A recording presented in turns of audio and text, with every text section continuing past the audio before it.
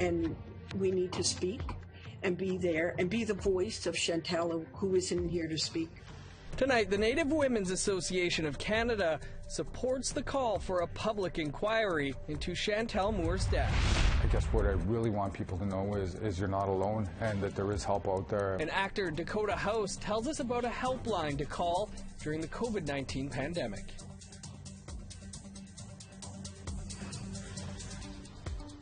Good evening, I'm Dennis Ward. Welcome to APTN National News. We begin tonight in Ottawa, where for weeks now, the WE scandal has dealt body blows to the Liberal Party over whether Prime Minister Justin Trudeau was involved in a conflict of interest. It stems from a decision to award WE charity $900 million to administer a student volunteer program. Trudeau's mother and brother have been paid to speak at charity events, while his wife Sophie had an unpaid position. Today, some MPs grilled Trudeau during a parliamentary committee. First NDP MP Charlie Angus pressed the Prime Minister about the conflict, followed by Conservative Pierre Poilievre asking about how much money Trudeau's family received. They hired your family members to the tune of $500,000 million. They hired the finance minister's daughter. They flew him around the world. They even made their staff go to his parties. Do you think that that's not conflict of interest? Is that conflict of interest, yes or no? Okay, from the very first, Mr. Angus, you were unfortunately misleading people with your proposal. This was not something that we selected. This is not something that Cabinet selected. Cabinet was presented a choice by our professional public service saying, if you want to deliver this summer volunteer program, the summer grant program, it's going to have to be with this to this third-party organization. They didn't give us a choice of 2 or 3 different organizations. So when you say that it was maybe the reality around the cabinet table, but it wasn't necessarily the reality out there, you're actually impugning the very fine public servants. Nobody believes you when you say you don't know how much money your family has got from the WE group. So you've had a month to look into that. You knew you were going to testify here. Again, how much money total have your brother, mother, and spouse received from this organization? How much? That information has been publicly shared, but I will highlight. Well, then tell me what it is. My mother how much? has just the dollar figure throughout her life. The dollar figure, Prime Minister. Various ways, and is proud how much of the work that she's done, and I'm proud of her. How as much? Well. I'm looking for a dollar figure. We can get that number for you if you like. It's been out in the media. It's been in the media, but you don't know it? The Native Women's Association of Canada says they've written to Chantel Moore's family to support their call for a public inquiry into her death. Moore was shot and killed by police on June 4th during a wellness check in New Brunswick. Quebec Independent Police Watchdog will examine why the visit by Edmundston Police turned fatal. Moore's family, however, says a public inquiry will have the ability to make findings of misconduct. NWAC President Lorraine Whitman wants officials to pull back the curtain in this case because a coroner's inquest alone will not go far enough. All Canadian people need to understand the systemic racism that's existing, and everyone needs to know these facts because they're missing gaps, missing links. And we need to know, and the mother needs to know for closure, and someone needs to be accountable. And we need to speak and be there and be the voice of Chantel, who isn't here to speak. Bill C-92, or the Indigenous Child Welfare Reform Bill, came into effect in January. Excuse me. The bill is supposed to give jurisdiction to First Nations to enact and enforce their own child welfare laws. One Manitoba First Nation started the process of transferring control over child welfare back to the community. Brittany Hobson has more on this story. Opaskwayak Cree Nation is one of the first communities in Manitoba to look at gaining control of child welfare under Bill C-92. Onekanu Christian Sinclair says this move has been a long time coming. The idea is not new, but the fact that the federal government announced Bill C-92 in January 1st of this year has now allowed us to be able to pursue what we need to on our terms as a sovereign nation. Now leadership has signed a declaration to further pursue the development of what they call a Wagotan law. OCN will be hosting community consultations beginning in August to determine what this new law will look like. Harold Cochran is one of the lawyers working with OCN. Really, our objective is to put a Cree lens on this law, because the provincial laws that exist right now and that have been applied and imposed on Indigenous families and children is not based on realities of the community. The community is putting together a group of local elders and representatives with lived experiences to help oversee the creation of the law. Sinclair says this is one step toward OCN operating as a sovereign nation. It allows us to be able to build the law on our terms, where we have the inherent right to create laws, we have the ability to do self-government, and Opaskwayak is moving rapidly towards that. So this becomes a stepping stone that will also allow us to now build our own Cree court system in our traditional territory of the Opaskwayak Cree Nation. Under the legislation, First Nations have to give notice they are seeking jurisdiction. Provinces are then required to consult with the community. There are currently 130 kids in care on reserve and approximately 65 off reserve. OCN hopes to have the law drafted by October 2020 and it will come into force 1 year later. Brittany Hobson, APTN National News, Winnipeg. For the very first time, an Indigenous person will chair the Canada Council of the Arts. We'll speak with that chair after the break. Here's a look at your Friday weather forecast starting on the west coast. Showers and 27 for Halifax, 26 with rain in Fredericton. Rain in Nain with a high of 19, 27 and sunny in Kuujjuaq. 25 with showers for Montreal, sunny, and 25 in Val-d'Or. 27 under the sun for Toronto, Ottawa, and Sault Ste. Marie. 27 as well in Thunder Bay, Wawa, and Elliott Lake. 14 with showers for Churchill, 23 with rain in Norway House. 26 and showers in Winnipeg and Gimli, rain, and 27 in Brandon. Sunny and 27 for Swift Current, Regina, and Estevan. 24 under the sun in Uranium City and Buffalo Narrows.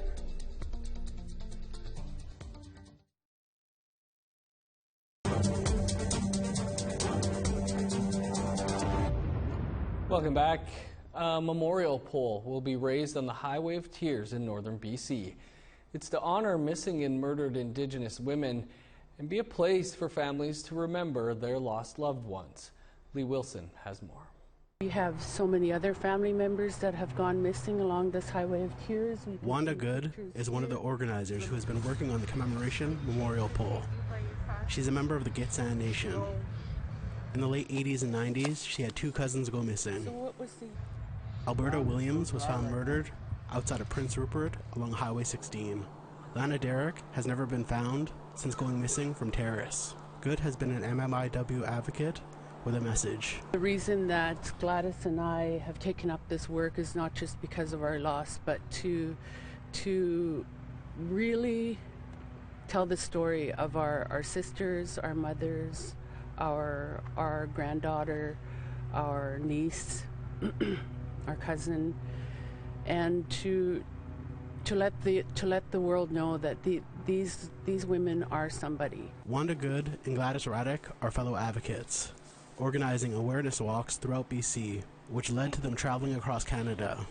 They have taken part in provincial and national inquiries. The MMIW families form a network of strength and support for one another. Raddick remembers the moment her family member went missing in 1995.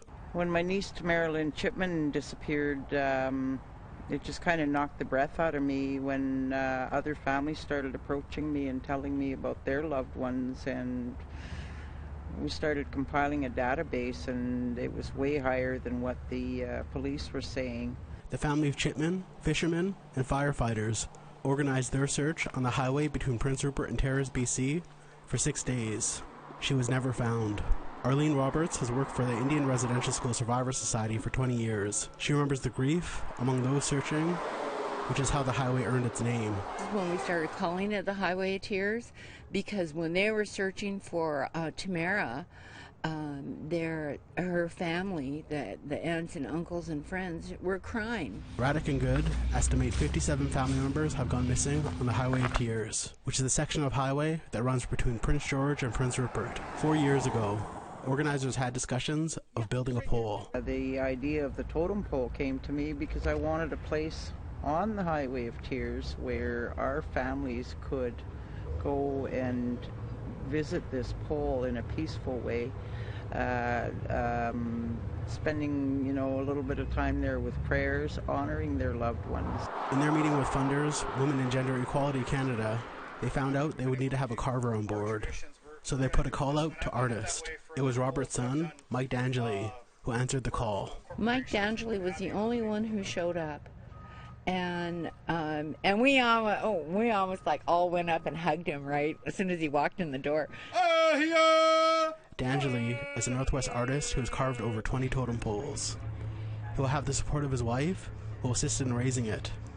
2 of his adult sons have already helped with the carving.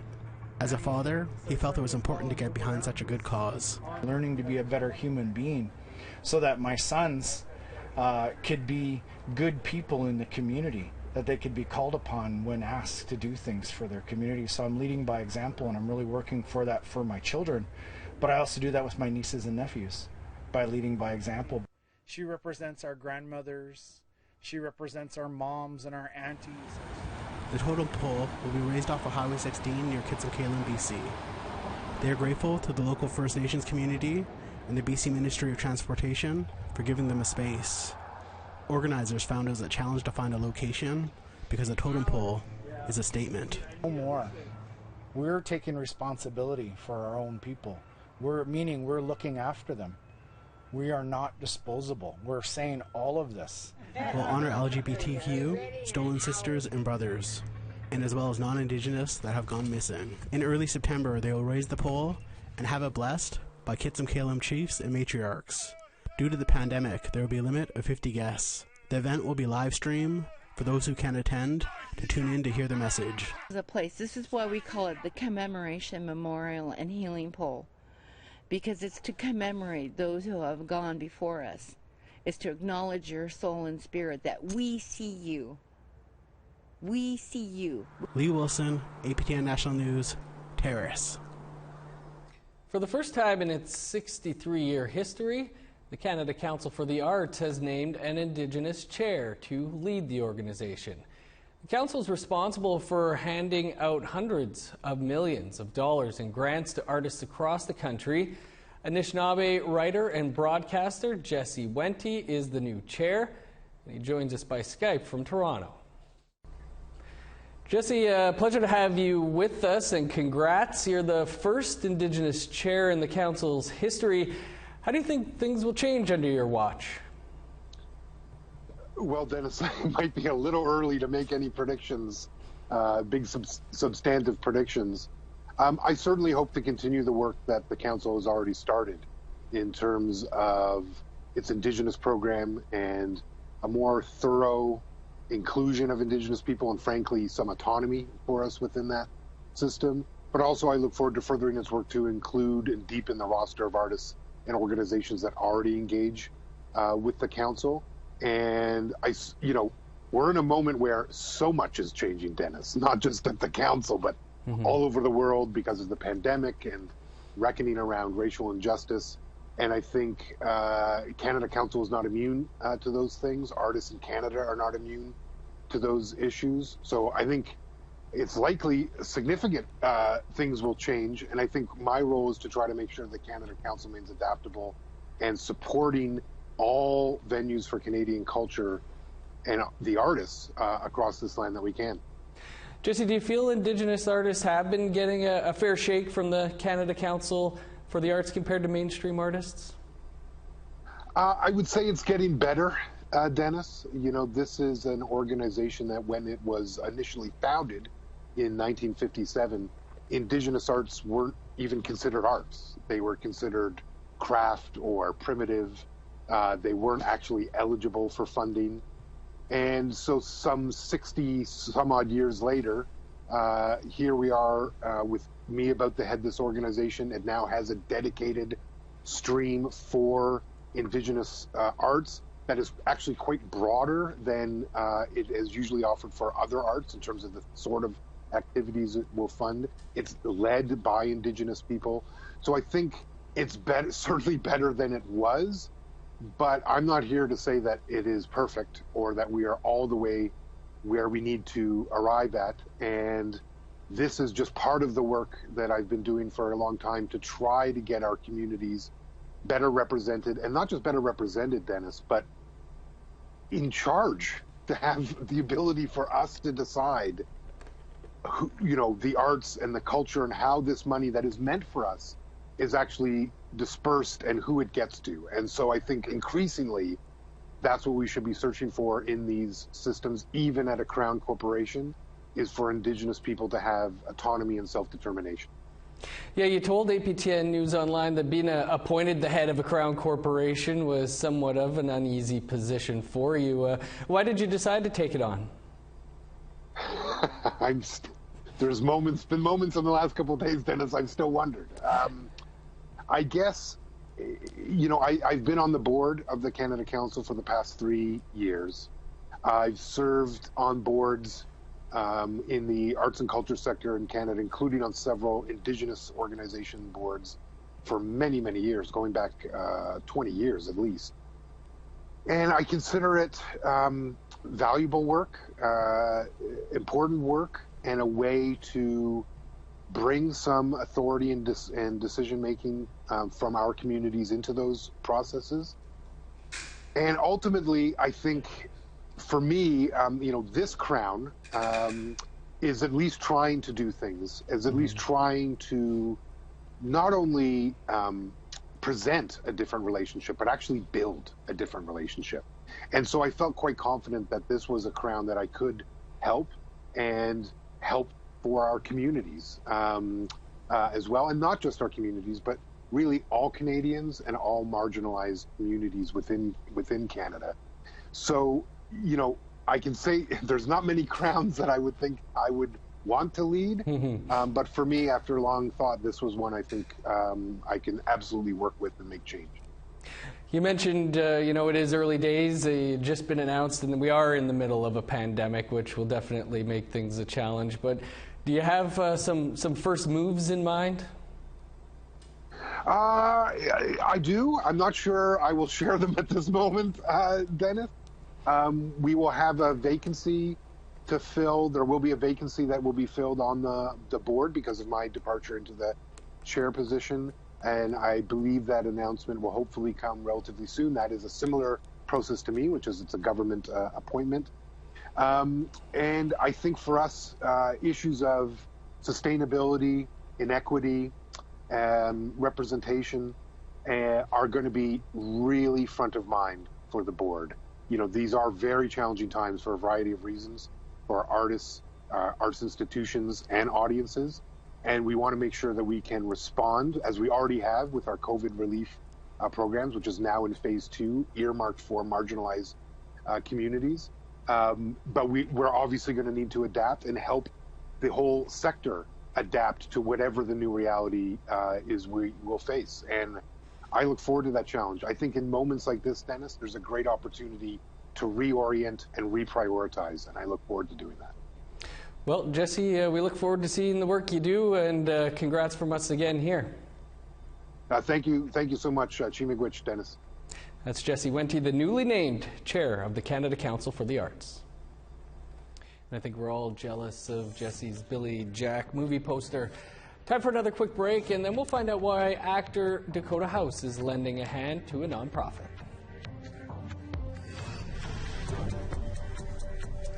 Here's a look at the rest of your Friday weather forecast, picking back up in a sunny northern Alberta, 28 in high-level Peace River and Grand Prairie. 31 with showers in Medicine Hat, 24 under the sun in Edmonton, showers and 25 in Vancouver, rain and 27 for Victoria. 30 in Dease Lake, 29 in Fort Nelson. 26 for Old Crow, 29 in Mayo. 22 under the sun in Yellowknife, 31 in Trout Lake. 12 with showers for Sax Harbor, 29 in Inuvik. 18 in Baker Lake, Showers in 19 for Arviette, 7 in Resolute and Clyde River.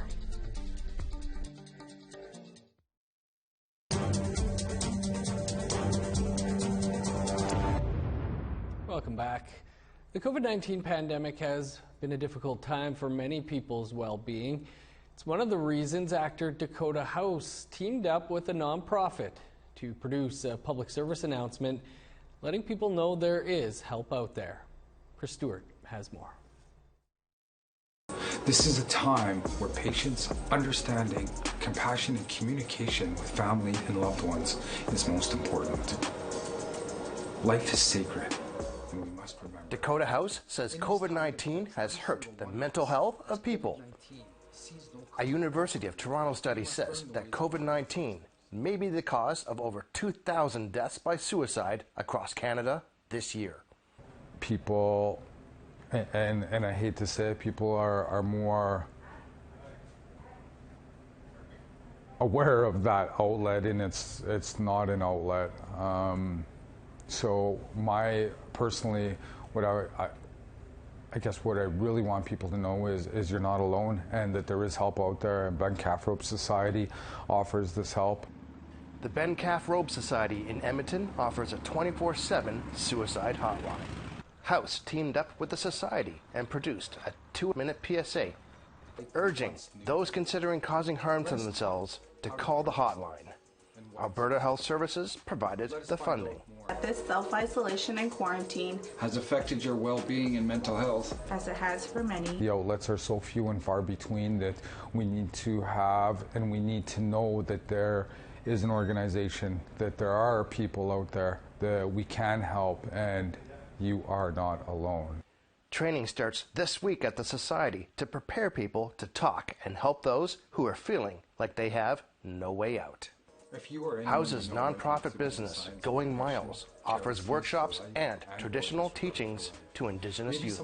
The work that we do with Going Miles, I'm also going to be taking a training here at Ben Calf Rope Society, suicide prevention training. So it's just going to up my level a little bit more. I mean, I already do workshops on suicide, but this is going to take it to another level, training the trainers. So I'll be able to train the trainers in the communities. I'm traveling all over North America, and I'd be able to take that message and to be able to assist and to help train the trainers out there. Claudette DeWitt is the CEO of the Ben Calf Rope Society. She says the hotline can save lives. The Society will be going to communities to tell the public that help is there for them. So if anybody's ever in need and needs to, even sometimes just needs somebody to talk to, that we can be there. And if it's beyond our scope, we have the resources to refer people to the proper resources. Anyone in Canada can call the 24/7 toll-free number at 780-477-6648. Chris Stewart, APTN National News, Edmonton. Great organization, and looks like Dakota hasn't aged a day. That's your APTN National News for this Thursday. You can find much more over on our website, aptnnews.ca. I'm Dennis Ward. Thanks for tuning in. We'll see you back here tomorrow.